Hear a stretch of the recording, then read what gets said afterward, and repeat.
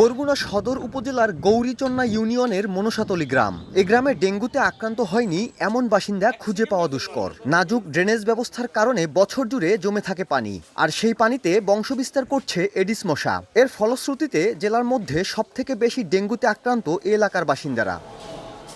ঘরে ঘরে ডেঙ্গু আক্রান্ত রোগী শনাক্ত হওয়ায় এলাকাটি পরিচিতি পেয়েছে ডেঙ্গু কলোনি হিসেবে। তবুও নেই পরিষ্কার পরিচ্ছন্নতা অভিযান এবং মশক নিধন কার্যক্রম। স্থানীয়রা জানান, বরগুনা পৌর শহর ব্যতীত জেলার কোথাও নেই মশক নিধন ও পরিষ্কার পরিচ্ছন্নতা অভিযান। এ কারণে বাড়ছে ডেঙ্গুতে আক্রান্ত ও মৃতের সংখ্যা। ডেঙ্গুর হটস্পট বরগুনা, কিন্তু এই বরগুনায় এখন পর্যন্ত কোনো মশক নিধন কার্যক্রম দেখিনি। ঔষধ না দিলে এই ডেঙ্গু বাড়তেই থাকবে। ইউনিয়ন হওয়ার কারণে কিন্তু পরিচ্ছন্নতা কর্মী এই এলাকায় নেই।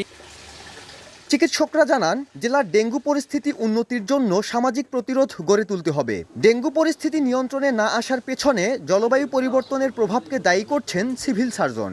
বাসার আশেপাশে রাঙিনা পরিষ্কার পরিচ্ছন্ন থাকলে, জমা পানি না থাকলে ডেঙ্গু এতখানি বিস্তার লাভ করত বলে মনে হয় না। জলবায়ুর পরিবর্তনের যে প্রভাবটা, সেটা এডিসের প্রজননের ক্ষেত্রে একটি গুরুত্বপূর্ণ ভূমিকা পালন করছে। এটিও একটা কারণ। বরগুনায় ডেঙ্গুতে আক্রান্তের সংখ্যা ৩,৯০০ ছাড়িয়েছে, যা দেশের মোট আক্রান্তের 1/3, আর মারা গেছেন 34 জন। সাইফুল মিরাজ, সময় সংবাদ, বরগুনা।